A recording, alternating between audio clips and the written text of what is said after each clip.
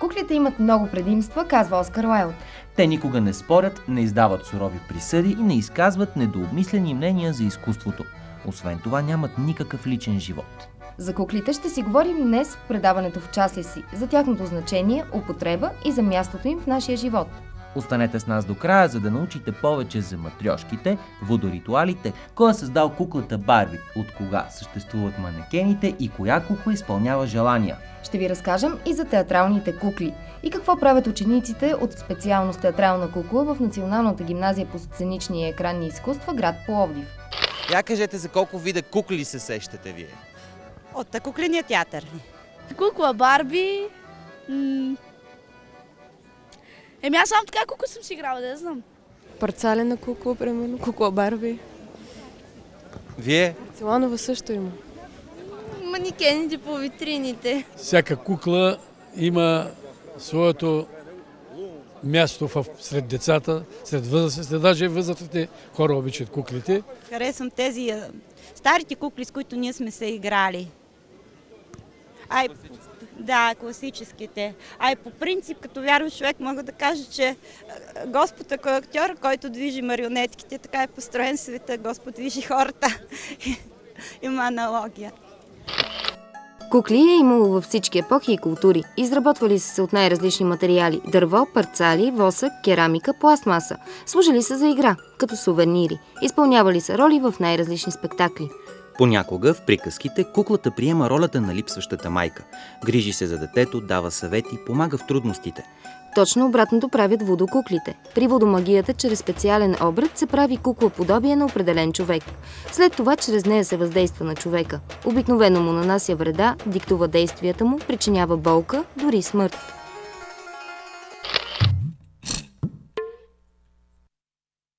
Човек от минали най-далечни времена се е стремял да се обясни света.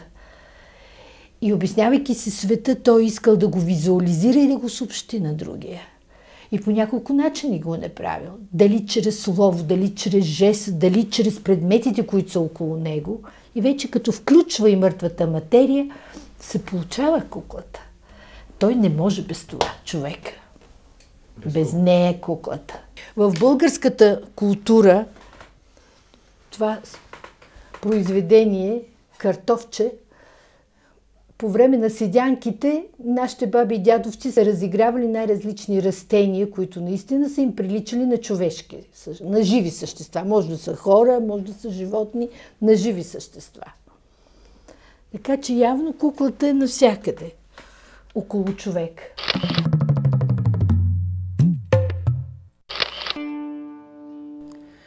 Един от най-любимите талисмани в Япония са куклите Дарума. Те изобразяват индийския монах Бодай Дарума, роден през 5 век в Индия и основател на дзен-будизма в Китай. Тези кукли се продават по храмовете, обикновенно са червени, но очите им са неизрисувани, боядисани само в бяло. Японците отцветяват едното око, като си пожелават нещо. Другото око се рисува, когато желанието се сбъдне. Ако желанието не се сбъдне, куклата се отнася в храма, откъдето е купена. Чупи се и се взима друга. Чупенето е ритуал на пречистване и знак, че желаещият не се е отказал от своята цел. Прието е да се взима по една кукла на година.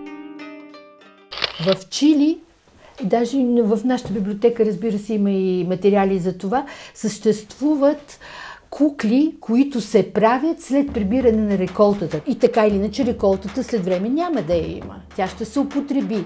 И за да остане спомена, те правят от различните зеленчуци и плодове, правят така наречените образи, художествени образи, ние ги наричаме кукли. В едно габровско село, моята студентка, симпатична Даня, ме запозна със своята баба, която винаги след като се пребере цървичака, прави кукла от нея и си го оставя до следващата реколта, си оставя над кревата тази кукла, която представлява, както е кочана, представете си от тези листата, нали, които се спускат надолу, обвивката на кочана, обособява един гълъб. И той седи над гълъба, седи над кревата й. И то до кандилото, като едното естествено е свързано с православната ни църква, другото е свързано с религията, другото е свързано с митично езическо отношение към света. И гълъба пази, той е талисмана. И когато видях гълъба, той същия гълъб, който ние виждаме в материалите на нашите колеги от Чили. Къде е за първи път създадена куклата? Там, където човек е почувствал необходимост да я създаде. Матрьошката е известна дървена руска играчка, която изобразява стилизирана фигура, обикновенно женска. Най-голямото семейство от матрьошки се състои от 72 фигури. Смята се, че тя е създадена по образец на японски кукли, които изобразяват 7-те бога на щастието. През 90-те години на 19 век известният руски майстор-дърводелец Василий Звездачкин създава първите матрьошки по скици на художника Сергей Малютин, който ги изрисува в национални руски костюми. Играчката бързо добива популярност и впоследствие става символ на руското изкуство.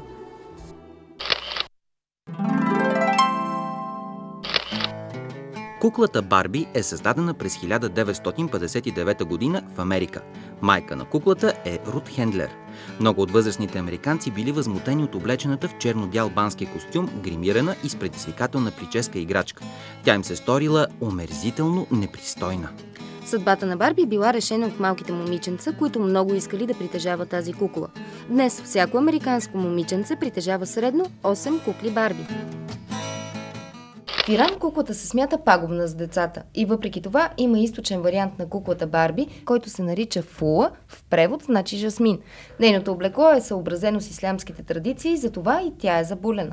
Барби не се харесва и от доста феминистки организации, които смятат, че тя създава непостижим идеал за женската красота, а оттам и множество комплекси. Въпреки това хората по цял свят си я купуват и дори си правят колекции от нея.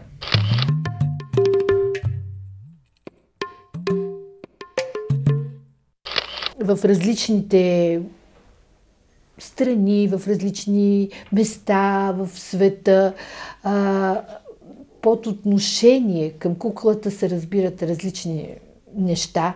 Например, си мисля, че там, където куклата е служила в изявата или участвала в ритуалите, тогава отношение към куклата бихме говорили по един начин, а да кажем в съвременния спектакъл по друг начин. Защото куклата днеска изразява, и не само днеска, тя изразява един художествен образ. Още от древността кукли се използват в театъра. Явайки, петрушки, марионетки, плоски кукли или направени от хартия, които се задвижват по най-различни начини. Показват се зад параван, на маса или в комбинация с актьора.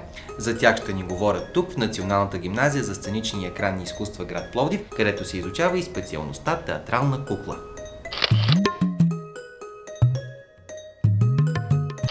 Това, което виждате, е част от нашата дипломна работа. Първия срок също правихме кукла, сицилианка, мисля, че беше. Сега втория срок задачата ни е марионетка. И съответно ги показваме на дипломната защита, двете кукли, и преподавателите ги оценяват.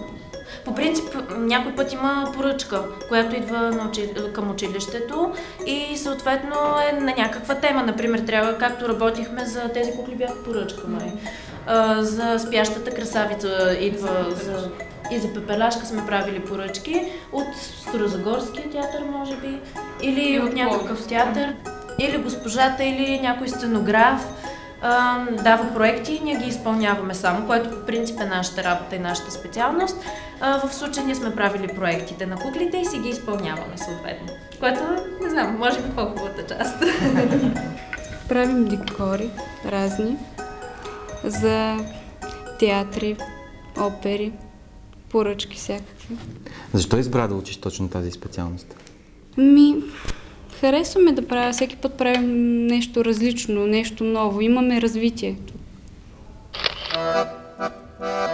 А тези кукли са изработени в Националната гимназия за сценични и екранни изкуства.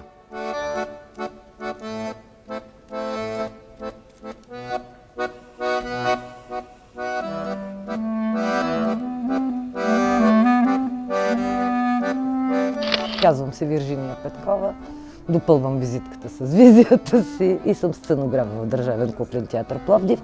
Преподавам в това прекрасно училище, Националната гимназия за сценични и екранни изкуства, по театрална кукла. основните видове системи, които са залегнали в обучението и което така и базата на присъствието на тези ученици в училището. Айде преди това да кажа, че специалността им е 5 годишна.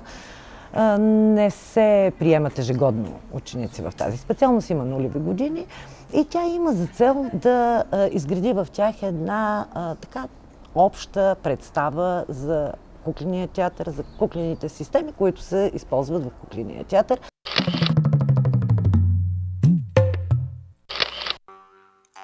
Една от най-старите системи кукли е плоската полупрозрачна кожена кукла за традиционния театър на сенките от остров Ява. Ръкавичната кукла се ражда в изтока. Тя дава възможност без специално осветление по всяко време на деня и само с един параван, скриващ актьора, да бъдат разигравани злободневни, любовни или други сюжети. Марионетката е истинско откритие от технологична гледна точка. Контролът се осъществява от разстояние и за пръв път отпадат каквито и да било условности в анимирането й. Конците са съвсем тънки, сливащи се с околния фон на сцената, чувствителни дори и към най-финното потрепване. Защо е необходимо наличието на толкова много различни системи кукли? Тоест различни видове кукли? Те дават различни възможности. Първо, сценичното им поведение е различно. Различно е изразното средство в ръцете на актьора. Актьор, използвайки тази кукличка, създава образа, създава съдбата му, създава живота му, нали? Търси в реакцията на публиката потвърждение за това, че е успял. Всичките тези понятия, като деформация, като гротеска, като куклена стилизация, те са основата на кукления персонаж, на кукления образ, независимо от системата. Всичките тези там основни видове кукли, тук така или иначе учениците биват занимавани с тях. Но много по-важно е те да проумеят, че те създават една нова реалност. Това е успешната кукла за мен.